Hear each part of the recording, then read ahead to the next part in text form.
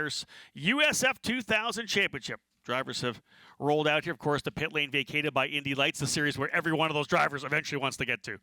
So it's an interesting day for these drivers. They started out bright and early as we started this morning, and there we see a cow. Wow, we saw this cowling coming off. I didn't see that a little bit earlier today. That's Michael D'Orlando. D'Orlando did not see that happen. Well, that just happened. So they were rolling out of the pit area. Obviously, the crews are going over those cars. They forgot to lock down the engine cowling. Indeed, that can happen. Not normally with the guys at Cape Motorsports. So an issue there with Michael D'Orlando. Again, the rear engine cowl coming off. So field set, though, you can see that's a big field. 23 drivers. There's a bunch of new drivers as well, Michael, making their debut here this weekend. We talked about, I was getting ready to say before we saw Michael D'Orlando's cowling come off, but it's been a busy day. We started the day with USF 2000 drivers.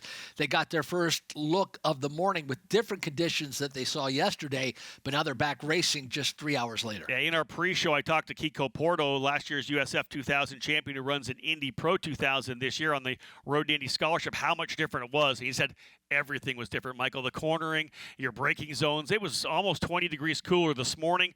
Starting to get back up to the temperatures once again, but definitely a different conditions for these drivers as they come in now. IndyCar's been on the racetrack. Indy Lights have been on track. The rubber, the grip, the line is going to change for this race. And the temperatures have changed as well, so things ever evolving at the Indianapolis Motor Speedway for this first rung of the road to Indy ladder. Race fans, we're about to see our first race of this race weekend. Rob Howden joins us in the public address booth. Let's meet the drivers who will start today's USF 2000 race. 23 drivers in total getting set to go for the first run, starting at the tail of the field from Mexico. Jorge Garcias for J. Howard Driver Development in the number 9, starting 23rd.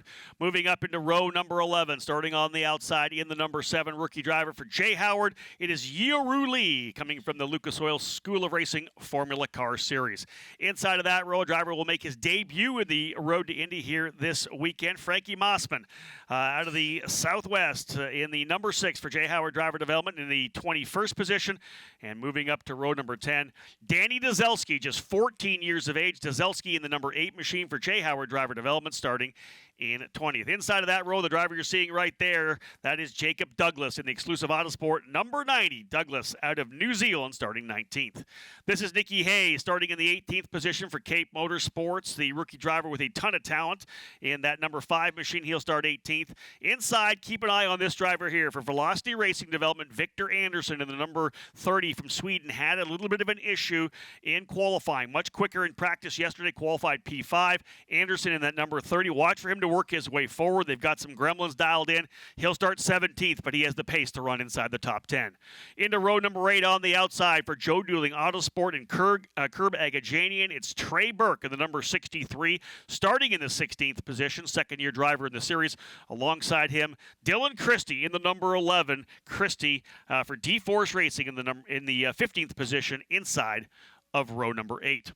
We'll go to row number 7 now, starting on the outside. Christian Weir, he was on pole at Barber Motorsports Park, needs a little more speed here right now. He and his teammate Spike Kohlbecker from turn 3. Motorsports starting on row 7. Weir on the outside in the number 32 in the 14, and Kohlbecker on the inside in the number 33. Row 6 has Jackson Lee, driver from Avon, Indiana, for Cape Motorsports in the number 2, starting 12th. And on the inside, a tremendous rookie debut for the Texan Chase Gardner in the number 13 for D-Force. First ever start in USF 2000. Gardner will do that from the inside of row number 6. Row 5, 2 drivers to watch out for. It is the exclusive Autosport duo of Billy Frazer and Joey Brienza. Frazer on the outside in the number 92 from New Zealand. And it will be Brienza on the inside. First start in USF 2000 for Brienza as well. His scheduled to start 9th.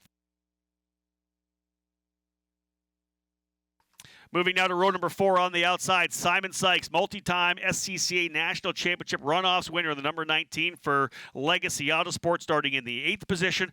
And on the inside, the driver that comes in here as the point leader. 2 race wins on the season so far, and that is Miles Rowe for Pabst Racing in the number 22. Engines firing down on pit lane right now as they've been given the call to fire up these elite engines Steve and Logan Knapp, the engine builders. Of course, Steve Knapp, a former Indianapolis 500 Rookie of the Year. Great to have him as part of our program. Again, it will be Miles Rowe starting in the 7th position. Moving up to row number 3, Bejoy Garg for D-Force Racing, the number 12 starting on the outside, a 125.816. Fast time for him puts him P6. And on the inside, the driver who had the issue with the cowling when he came onto the racetrack, Michael D'Orlando, who comes in to the points battle here in 2nd. Finished 2nd last year in the championship. A P5 start for Michael D'Orlando. We'll see whether or not they were able to get that cowl back on the car of D'Orlando. Moving now up to row number 2, starting on the outside, Jace Denmark, 4th in points coming off a victory in the opening round of the Grand Prix of St. Petersburg. Denmark out of Arizona in the Radford Racing School, number 23, starting 4th. And on the inside, a winner from last year at Road America out of Quebec, Canada. It is the D-Force driver, Thomas NEPVEU, in the number 10, starting in 3rd. 23 drivers in the field, 2 on the front row, and we've got an American and we've got a Brit on the outside. His debut here in USF 2000 for Velocity Racing Development. Talent for sure. The rookie Alex Quinn in the number 17 starting on the outside of the front row, a 125.491. Just missed the pole by about 7/100ths of a second. I talked to him beforehand, said he just couldn't quite maximize those Cooper tires. First time qualifying on them. He ends up P2. But the name that you'll see on the top of the charts right now, a legendary name here at the Indianapolis Motor Speedway, Jagger Jones, the grandson of the great Parnelli Jones, starting on the pole position, 125.425. Jones and Quinn, Michael Young, starting on the front row. As the field makes their way to the north end of the circuit, they will come by and begin their formation lap, now making their way through turn number 7, our first race of this race weekend here at the Indianapolis Motor Speedway. Field make their way through turn number 8. And Rob, this is one of the most important parts, not only of any race, but for these young drivers. Patience is the virtue. Have to get through turn 1 cleanly. Well, that turn 1 is so interesting here. It's not a turn 1 we see at many racetracks. It's one of the longest runs from the green flag down to the braking zone of turn 1. It's also the widest part of the racetrack. We end up going 4 and 5 wide. So if you're watching on Road to Indy TV, one of the platforms, on the app, whatever it may be, you're going to see a wild start here for sure. I've got a driver analyst who will join me. We'll bring him in on the end of the probably first lap or second lap. Elliot Cox, the Indianapolis driver in our USF Juniors program, will be our driver analyst here today. So Elliot will come and join me here momentarily to give us some insight into competition. We'll hopefully see him in the Road to Indy in the next couple of years. But away we go. Drivers working their way through the final couple of corners. We'll line them back up. Jones and Quinn on row 1. NEPVEU and Denmark, row 2. D'Orlando and Garg, row 3. Rowe and Sykes, row 4. Frazer and Gardner on row number 5. Time to go racing with the Road to Indy, the first wheel-to-wheel battle of the weekend. Coming down to look for the green flag here from Aaron Likens. Lining up nicely. Green, green, green. And a great launch for Jagger Jones as he will hold the position as we have a wing. One of the wings got knocked off. That's going to change someone's day very quickly. They'll go 4, 5 wide into turn. Make it 6 wide into turn 1. Can they get through cleanly? Couple drivers locking up. Otherwise, decent so far through 1. One of the D-Force drivers checking up a bit through turn number 2, Michael, but all well and good. We know one driver with some damage with the wing, but otherwise coming through 3 and 4 cleanly. That could easily have been one of the drivers that we saw falling back to the outside there. Jagger Jones, though, what a great launch as he makes his way through the opening couple of court turns. But we had a driver in the back of the field running off through that switchback, got into the grass. Yeah, that switchback is tough. That turn 4-5 or 5-6 combination, you have to get around because you can see that driver was launched over top. It's a pretty aggressive curb. You have to get through there, and to cut that corner, potential penalty coming for that driver who did not get through. And the caution flag is flying, very likely, Michael, for that front wing sitting on the front straightaway. Yeah, certainly. We hope that this would not be the case, but we, after a clean start to this, we're going to have to try it all again, albeit be it next time we'll do it single file. But the drivers did a fantastic job on that start. Let's bring in Elliot Cox on this one. Elliot, you've been in a ton of starts. You've done a lot of karting around the Indianapolis area, national karting as well. I've watched you and called many of your races. You race at Whiteland. You race at Newcastle Motorsports Park. You're running in our USF Juniors program with Sarah Fisher Hartman Racing Development. Starts are tough, as you know, right? Especially at a track like this, so you'll get a chance to race like that next year. What are your thoughts now? You've got yourself so focused. You got the mindset for the start, but now you have to redo it all again. What do you do to press the reset button? To reset for the start, you just have to calm down, get back into race mode. Even if there's a restart, you have to stay mentally focused. If you're the leader and you got a good start, it might be frustrating, but you just have to try to do it again to the best of your ability. And if it doesn't work out, just race back from where you go. And I would expect you'd probably have your spotter or your engineer, your driver coach in your ear on the radio right now. Yeah, you'll have your driver coach in your ear telling you just to calm down, telling you just to stay in it, keep your head down, and get going again. Get and back at it. everything will be good. You talk about intensity and calming down. You just got started. How much can you back down that intensity? Because obviously you got to stay prepared for a restart. You already have the adrenaline going. It's got to be hard to do. It's difficult, definitely, to calm down. If you get a good start or a bad start, the adrenaline's pumping either way. Maybe you had some contact with another driver, you might be angry. You just have to take that time to reset. And so paybacks, is that become an issue right out of the gate? If you had somebody blow by you, maybe forced you into a turn or took advantage of maybe a position, do you have to keep all of that in check and remember it's a very long race? You do, definitely. With these races, they take 30 to 45 minutes. You have to remember that you can use all that time to the best of your ability to reset and just keep going. Going to work on the car of Nicky Hayes right now on pit lane. Front damage to his. That was actually, what about his wing? Yep, that was the wing of Nicky Hayes, who started deeper in the field. Hayes started back in 18th position. We will update that Joey Brienza, I did mention him in the entry. Joey's only going to run one race this particular weekend. To keep your rookie status in USF 2000, you get a chance to run for Rookie of the Year. You can only run 4 races on the year, or 3 races, I believe, on the year. So he will run 3 separate weekends and try to do 1 race each weekend, get a chance to get a feel for the track itself ahead of a full program in USF 2000 next year. So we'll see Joey Brienza, Michael, in race number 2. So the field makes their way through the south end of the course. Expect to see a restart this time by, as we saw the number 5 of Hayes sitting on pit lane. The reason for this caution, losing that wing of the front of the car. So, Rob, we will try it again as the field starts to streak out of turn number 13. Pace car moves its way down onto pit lane, and the field will make their way out of 14. We're green here again in Indianapolis. And as Elliott told us, keep your head down. You're back at it. Single file start, a little bit different. We're going to battle a little further back between a couple of the D-Force drivers. Dylan Christie and Bajoy Garg are going to go side by side. Great shot from the back here. And this is how tough it is. You're kind of coming off the banking a little bit, down the hill into a very tough 1-2 complex. It is tight coming through there. Drivers doing a great job so far here in USF 2000. Jagger Jones handling the issue. Another issue, the number 2 coming in as well. That's Jackson Lee.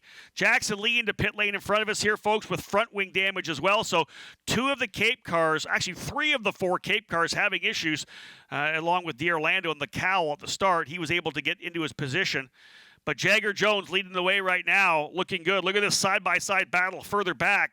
They went 3 wide coming down into turn number 7. And Michael, how many times have we saw great racing into turn 7? Because if you're blocked to the inside, the over-unders there is just aggressive racing up front. And Miles Rowe did a heck of a job to take the lead away from Jagger Jones. Now Miles Rowe will check out 3 car lengths over Quinn. Now Jones will fall to 3rd. We got some seriously aggressive racing here in the opening lap. Miles Rowe able to take the lead. Not sure what happened to Jagger Jones, as he looked pretty comfortable coming out of turn number 4 on that opening lap after going green again on the restart.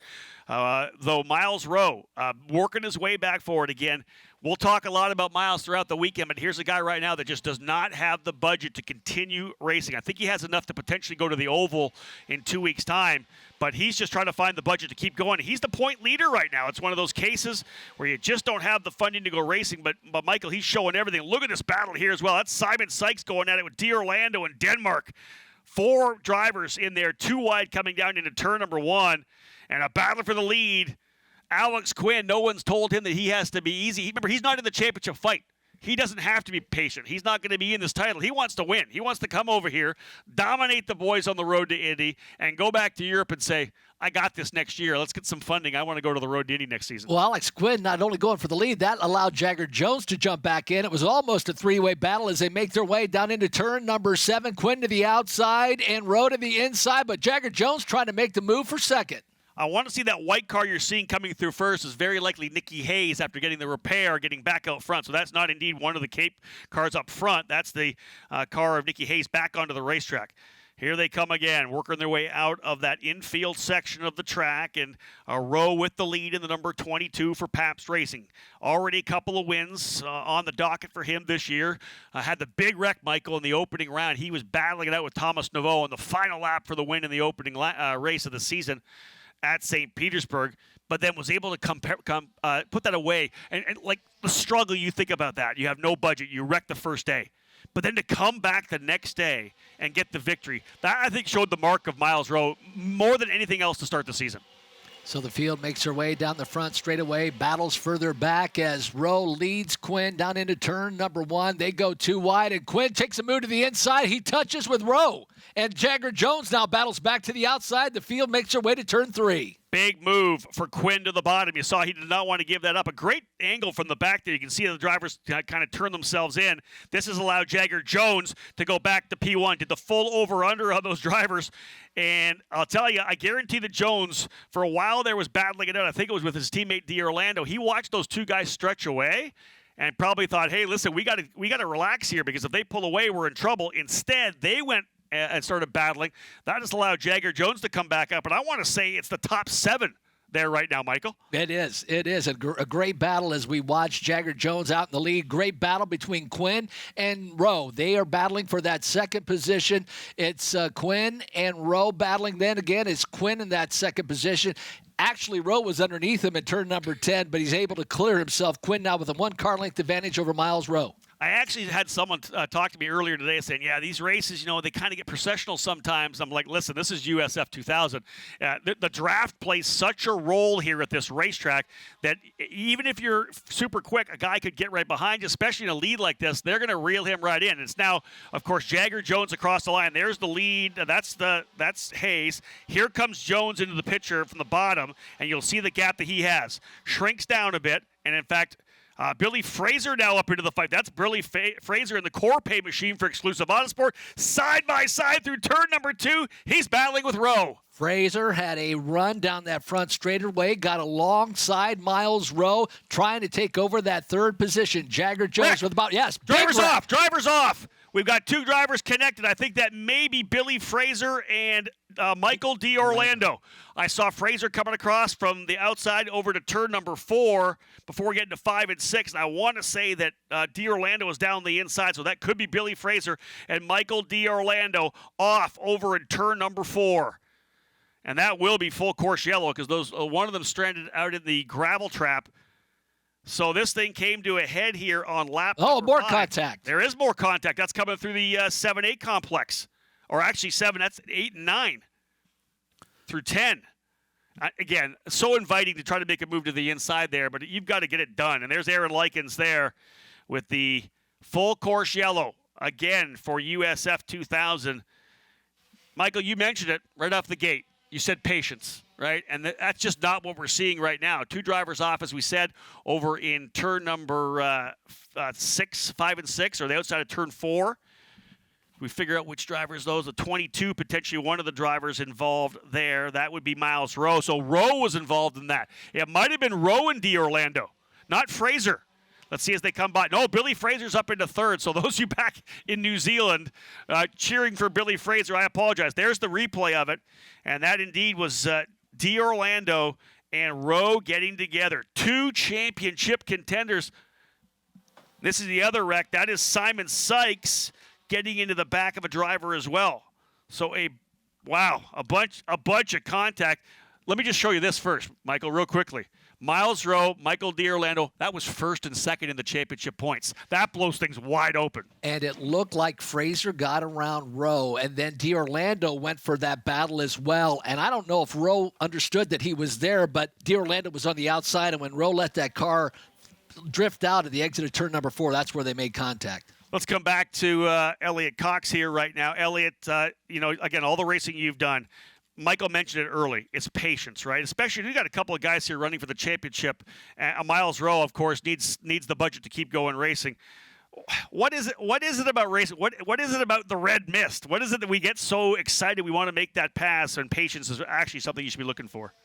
Sometimes in the heat of the moment, it just kind of happens. I've experienced it multiple times. It's not something that you want, but it's something that happens. You have to learn to control it. I still really haven't mastered it all the way. It's just the patience, not remembering that the race is long, just trying to go for it when you have the opportunity instead of being smart and wait until like the next long straightaway instead. But when you're 7 cars deep in the front pack, you want to make the moves as quick as you can and get to the front. And you look at Miles Rowe. He was leading the race, falls back to third, gets in that battle with Frazer, and then D'Orlando comes. Rowe's just trying to keep it together and not lose any more positions. D'Orlando goes on the attack. You make contact, and again, it's that big picture, but you've got to get yourself reset, and sometimes that's extremely hard to do. Right. It's definitely difficult, especially being 1-2 in the championship. It's just you want to stay in front, but sometimes you just get too aggressive and stuff happens. I think it's an Ayrton Senna quote that say, if you do not go for the gap that presents itself, you're no longer a racer. You try to tell the young kids that don't worry about that. You can do that when you get to IndyCar. We know it's set up, but don't worry about that right now. Just finish. Let's set you up here, folks. Right now, the leader up front, Jagger Jones, full course yellow here in USF 2000. Again, in the second spot right now is the driver joining us, Alex Quinn. Billy Frazer up into third. Thomas Naveau now runs fourth. And Spike Kohlbecker up into the fifth spot. He and his teammate Christian WEIR have taken advantage of the attrition and moved up to fifth and sixth. Bajoy Garg now runs seventh. Jacob Douglas all the way from 19th up into eighth spot. Victor Anderson in 10th. And from dead last, 23rd, Jorge Garcia rounding out right now the top 10. Drivers who have had issues early were Chase Gardner. He was out early. Remember, Chase had a great starting spot. He only got 3 laps. D'Orlando and Rowe involved. We know we had the issue for Nicky Hayes as well and Jackson Lee, so a number of drivers with attrition. But it is Jagger Jones leading Alex Quinn and Billy Frazer right now. You know, Elliot Cox, let's get a chance. You're in our USF Juniors program. But give me a chance to talk about the logo on your shirt, Driving for Dyslexia. There's a ton of stuff that you do here in the Indianapolis area and even further with that, with dyslexia. I know it's something that you've dealt with in your life, but you've used that and that platform and you as a race car driver to really make some positive change. Yeah, I'm a dyslexic race car driver. The reason I started Driving for Dyslexia was because of Justin Wilson. Justin Wilson was a dyslexic IndyCar driver. He is my hero. When he passed away in the wreck in Pocono, I think in 2015, I just wanted to carry on his legacy, and I thought starting a charity would be the best way to do it. I never dreamt that it would come as far as it has. We've raised over $200,000 for kids with dyslexia and funding teacher training scholarships. And it's just been really awesome and really great. Let me add this to this, because those of you listening here right now, of course, we're in the PA booth at the Indianapolis Motor Speedway. Those of you watching on the road to Indy, Elliot's 14 years old. So how old were you when you started this foundation, this program? I founded it when I was 10 years old. Right? It's amazing. It is amazing. And I looked back on your career and that photo that you had when you met Justin Wilson as a racer, but as a fan. What was that like? You're meeting your idol, your hero. It was unreal. When I was little enough to not really like pick up on the whole thing. I don't think. I wish I could have met him when I was older. Instead of just been in awe and kind of staring at him.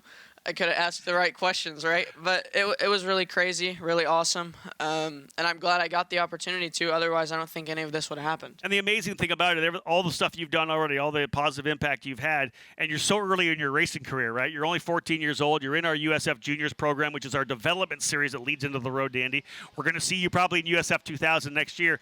You got a lot of good that you're going to be able to do over the next number of years. Yeah, hopefully we can make it to IndyCar, and then my goal is to be the youngest winner of the Indy 500 and maybe have Driving for Dyslexia on the side of my Indy car when I do it. Another Indianapolis kid who wants to win the 500, right? Isn't that awesome? That would be something. So what's it like to actually be here in the public address booth at a place that obviously you idolize? This is home for so many people, but to be an Indianapolis native, to be here, what sensation do you get at 14? May in Indianapolis is magical, right?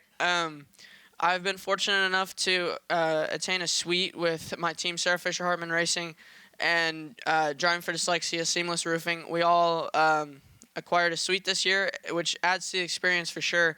Everybody that helps with my racing and just everything that's happened is unreal. May's unreal. Indianapolis is crazy. you just can't beat it. And in the suite, you get all the fried chicken you could possibly eat, just so you know. Yeah, really? Yeah. It is delicious. Let's add one thing. The driver's coming to turn number 7. We're going to go back to green. Now, you're still racing karts. What kind of kart brand do you race? I race Willpower Kart. On the Nice. Willpower kart. Nice. And again, more connections to Indianapolis. Who runs the team? Billy Vincent, who's also the on the pit crew for Felix Rosenquist. Chase Jones is down with Paps Racing right now. A ton of really great people. And then Kate Vincent does some of the catering for the IndyCar series, and she does the catering for the MPG Motorsports team, and she makes like the best food you can get at the racetrack. Elliot Cox is locked and loaded. Locked and loaded as the field makes our way through the final couple of turns as we get set to go back to green flag racing. Field approaches turn number 12. We'll see the pace car pull away. They'll work through 13 and 14. Jagger, Jones, Quinn, Frazer, NEPVEU, KOHLBECKER, your top 5. WEIR, Garg, Douglas, Anderson, and Garciarsi are your top 10 as the field makes their way through that final turn. Rob, just about set to go back to green. We'll see if Jones can get the jump that he got at the start of this race as he makes his way down the front straightaway. Green flag flying once again. Jagger Jones, the most recent winner, but I'll tell you, Alex Quinn is aggressive. He'll go to the outside. How about 3 wide? Billy Frazer going to the outside in turn 1. Maybe 4 wide. Here comes Thomas NEPVEU. Who's going to lead out of turn number 1? Around the outside. I think Frazer checked up a little bit. A little bit of an issue there coming through turn number 2 onto the grass for Quinn, but I think it's Quinn as the leader, Frazer into second. Again, remember this. Frazer in the championship battle comes in here P5. Quinn doesn't have to think championship. He can think about race wins, and that's it. Another D-Force car jumping over top of the curbing there in the switchback of turn number 5 and 6, and there's another car off the racetrack. That's the 12 of Bejoy Garg. You can see right rear damage. Is he far enough off the racetrack to potentially stay green? We'll see. There's been a ton of contact, and I guarantee you the race directors will be having a chat with the USF 2000 drivers. Barber Motorsports Park, we went green to checker in both races in USF 2000, not so much here at the Indianapolis Motor Speedway. Having a little look up at the starters tower there for Aaron Likens to see if he's going to pull some yellows. I'm sure he's waiting for a call, and indeed, full course yellow again. We are just not getting the green flag racing here for USF 2000. Garg, who is 7th on the track, ends up with the issue there. Right rear damage. Not sure where that happened, Michael. It was down in turn number 2, and Bejoy Garg was running 7th. Contact clearly with somebody that put him off track just at the exit of turn number 2, and that's where that car sits, and that is the reason for our caution. Well, they made it interesting. We went 4 wide down into turn number 1 on that restart. Quinn went to the bottom, actually Jones to the bottom, then Quinn, and then Frazer. I thought Frazer was actually going to run the outside and get it done, and Thomas NEPVEU came up there as well. Well, when they went 3 wide and Frazer's out there, and then I see NEPVEU pop out, I'm like, we're really going to try 4 wide at Indianapolis. Where are you going? Right, exactly. He popped out there, though, and clearly it's such a wide front straightaway. You think you have that room out there, but it just funnels down into one. We can come back to Elliot on this. I'll tell you what he was doing. He was going wide to try to do the over-under, waiting to see if they pushed off, right, Elliot? Yep.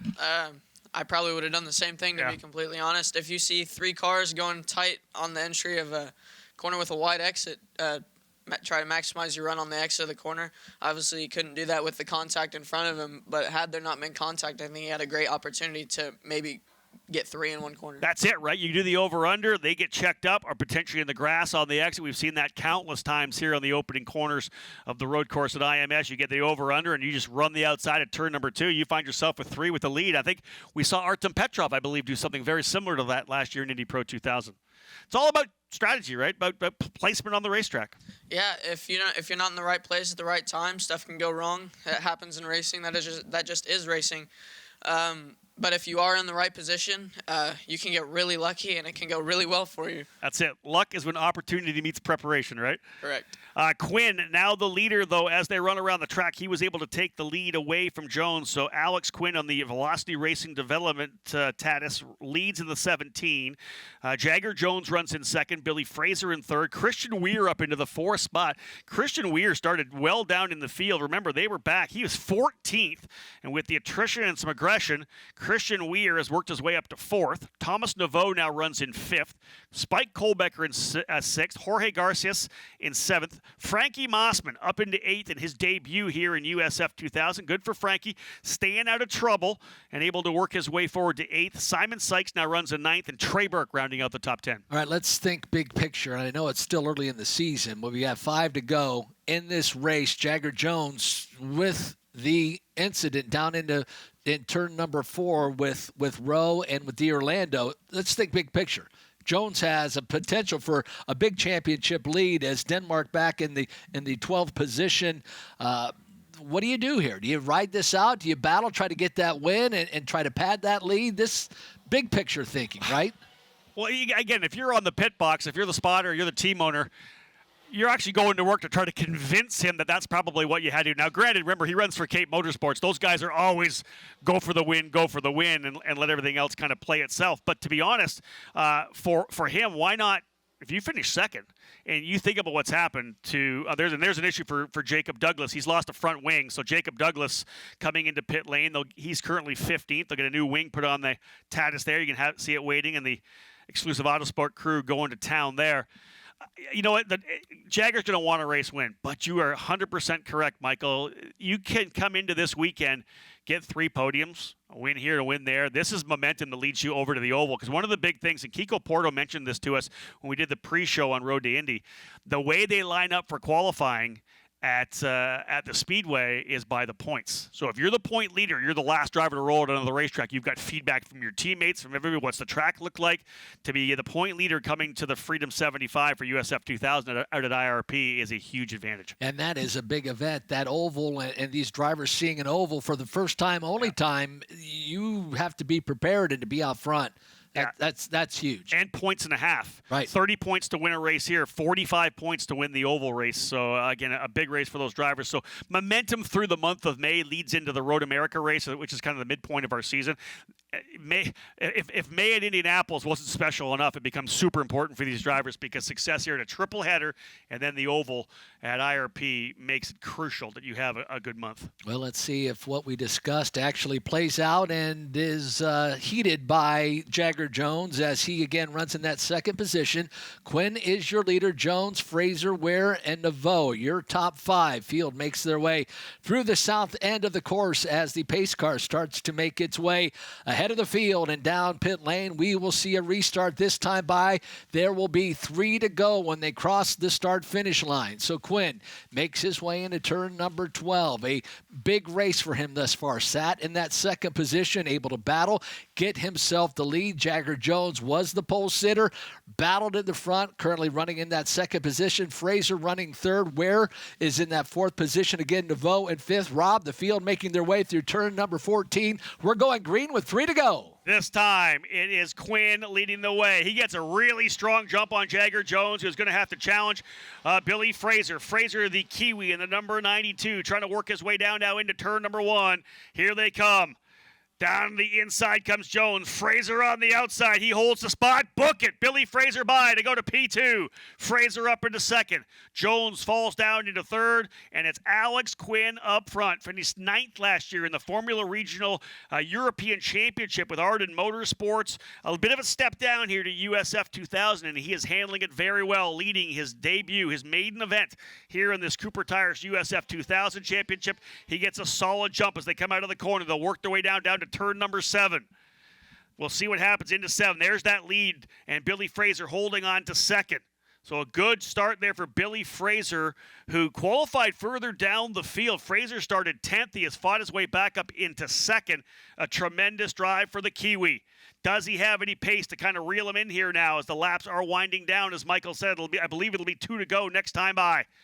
2 laps remaining. Great jump, though, for Quinn. And you said to watch Alex Quinn, and what a show he's put on. Patience, wait to the very end of the race, and he got the jump on that restart, able to gap himself as they make their way out of turn number 14, an 8-car length advantage over the machine of Frazer as he's running in that second position, but I don't think Jagger Jones is done just yet. Got a great run on Frazer, or Jones. Yeah, here's the thing for Quinn. They're battling for 2nd right now. He's been able to go away. The fight now is for 2nd spot as they work their way again down, and here comes Jones to the bottom of the racetrack. No, that that was Frazer to the bottom, ran the defensive line, and did it well. Jones tried the outside, no over-under at all, so it's still Frazer running in second. Another driver down pit lane here right now. I believe that might be the – trying to figure which driver rolled down. Denmark, Jace Denmark in the 23 coming down pit lane, one of the drivers in the points championship. This thing is blowing wide open here for Jagger Jones, and it's going to play to Billy Frazer as well. Both those drivers, Michael, looking to gain a ton in the point standings. I thought Jagger Jones was going to try to make a run, and he's right on the rear wing of Billy Frazer yet still. But with Denmark now falling off, it's big picture time. Yeah, I almost agree with that. Both these drivers, there's no need for them to take each other out here. This is good points. Everybody else around them, first, second, and fourth, all with issues. So this is a good chance for Jagger Jones and Billy Frazer to advance themselves up in the points. Good pace. They've got good qualifying times for tomorrow as well. No need to make a mistake here. Doubleheader tomorrow as well on Saturday. White flag will fly this time by. And will Alex Quinn, the Brit, come over here and make his entrance in style? He rolls on the front straight, and indeed, they're battling for second. Quinn's just got to drive this one home. Frazer all the way down to the wall. Billy Frazer about a car length advantage over Jagger Jones. Field makes their way into turn number one. Quinn, your leader. This is the final lap of the race. And Jagger Jones tries to swing to the outside around Billy Frazer. Now tries to do the over-under. He'll get alongside to the outside. They're going side by side through the corner. And oh, Jones goes off four wheels. Jones off a bit. Not sure if there was contact between he and Frazer, but they were trying to go for the same real estate on the exit of turn number 2 and 3. And Jones going off, but expertly brings himself back on in third. So it's still Frazer running second. Quinn, though, out front. 1.6 was the margin last time by. We've had a number of drivers come into pit lane here in the last laps.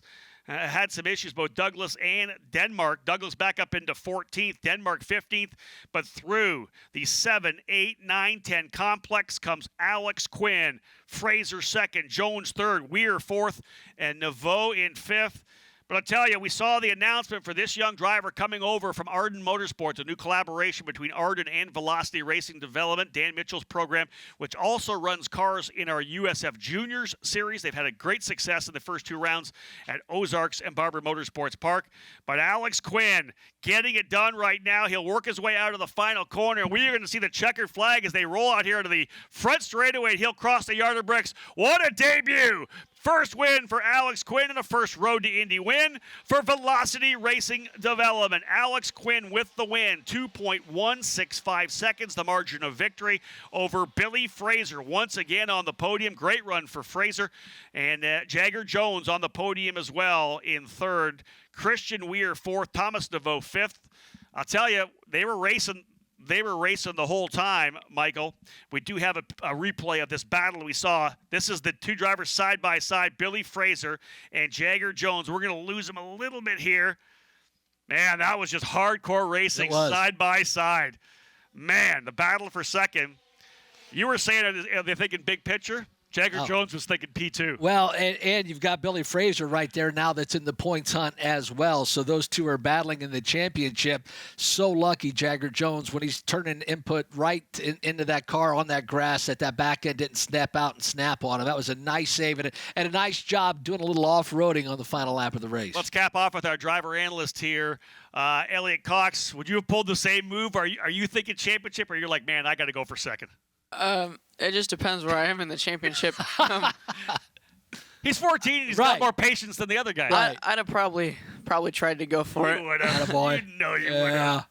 Elliot, thank you so much for joining us, man. Thank I you for appreciate it. having Maybe me. we might have Elliot back in the booth sometime tomorrow as well. Great young man from Indianapolis, Indiana, running in the USF Juniors program. If you're looking for a young driver to support, he's definitely one to look at here. Elliot Cox, again, one of our front runners in the USF Juniors program. But, man, what a race win for Alex Quinn.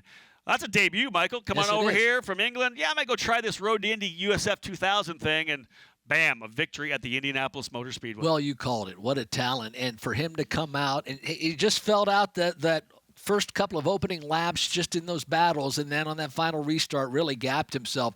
That was a very smart, very, very pro-like run, a Yep. veteran type of run for Quinn and the very first race he's had in the USF 2000 series as we get set to see our final results. And there they are for you, Rob. Alex Quinn, your leader today, or your winner today. Yeah, for the first time ever, Alex Quinn in his debut in the number 17 for Velocity Racing Development gets the victory. Billy Fraser in third, Jagger Jones fourth, Christian Weir in fifth, and Thomas Naveau sixth. How about 5 different teams in the top 5? Velocity, Exclusive Autosport, Cape Motorsports, Turn 3 Motorsports, and D-Force Racing in the top 5. Spike KOHLBECKER coming up with his teammate Christian Weir into 6th. Jorge Garcias from 23rd up into 7th. Frankie Mossman from deep in the field as well up into 8th for a top 10 in his debut. Simon Sykes, one of the front runners in the points, getting 9th place points, and Trey Burke rounding out the top 10. But here's the driver. You can see the Arden Motorsports suit on the driver of that number 17 machine, Alex Quinn. Big victory for him. Interesting, he ran in the Formula Regional European Championship last year. Very similar car, same Tatis tub. Different power plant, different tires, but that is a big victory for Alex Quinn. We'll get him up on the podium alongside Billy Fraser and Jagger Jones. Again, international field as well. You got the British driver with the win, New Zealand second, America third. Talk about coming to Indiana, to the United States for the very first time, and your first race is at the Mecca of Motorsports, Indianapolis Motor Speedway. You get a win. What a thrill, and we will have a victory podium celebration momentarily. I'll be curious to see his reaction once he gets up there with you on the victory podium. Michael, thank you so much. We appreciate it. Director of Motorsports Marketing for Cooper Tires. Great to have Chris here with us. Of course, Cooper Tires on all the cars in this Road to Indy, presented indeed by Cooper Tires. What a battle. This driver coming from deep in the top 10, fighting his way forward, folks, for Exclusive Autosport coming in second, Billy Fraser. Billy will come on over to P2, and Dan Anderson from Anderson Promotions, the CEO of the Road to Indy and Anderson Promotions, will bring a second-place trophy here to Billy Fraser. Both Billy and Jagger making up big gains in the championship battle as the leaders having trouble on track. Folks, first and second getting collected over in turn number 5. But the driver coming in here and making an absolute splash in his debut here in the Road to Indy for Velocity Racing Development. How about a round of applause? The British driver scoring the win today, Alex Quinn. Alex, come down here and chat with me first here. You give a handshake to the boys. So you come over to run here in America. You come to Indianapolis Motor Speedway. What were your expectations, and how do you feel right now? I mean, honestly, I had no expectations, but I got on the track immediately and had a great car, so the team done a great job. They got me over here, and they've provided me with a perfect car, so very happy for that, and yeah, extremely happy to get the win. Lots of places to overtake. Of course, the restarts being exciting down in turn number 1. You made a really good pass for that lead. Talk about that a little bit. Yeah, to be honest, I think that's the most fun I've ever had in a race car. That's good. Well, congratulations. Anybody you want to thank?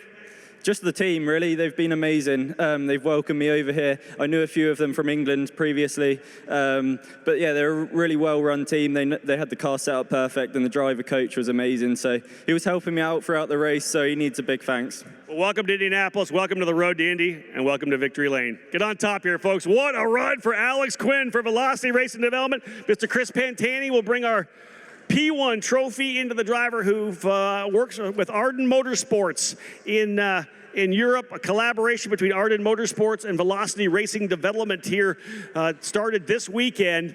And Alex Quinn, who is familiar with that Tatis chassis running in the Formula Regional European Championship last year, able to capitalize today and giving Dan Mitchell and his Velocity Racing Development group their first victory here on the Road to Indy.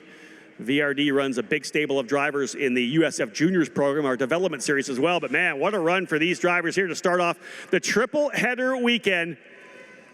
Quinn with the win. Billy Fraser back on the podium again. And I did apologize to everyone in New Zealand. I'll do it again when I thought that maybe Billy Fraser was involved in that incident in turn number 4 and 5. It actually wasn't. I'm sure Billy's mom was losing her mind back home. I apologize for that. But yeah, it's tough to see with the cameras we have, and of course the dark colored cars. Billy able to get through there and then go to challenge Jagger. Some great racing in USF 2000. A little too much contact, but we hope to have a cleaner race for race numbers 2 and 3 tomorrow. Those of you enjoying the Road to Indy component of our events here this weekend, we do have the Indy Pro 2000s on track for their first race of the weekend. Triple header for both series, but they'll be on track again, as I said, later on today. But otherwise, a fantastic run. Alex Quinn for Velocity Racing Development, the British driver, scoring the victory here. Big drive for Billy Fraser coming home in second, and Jagger Jones rounding out the top three.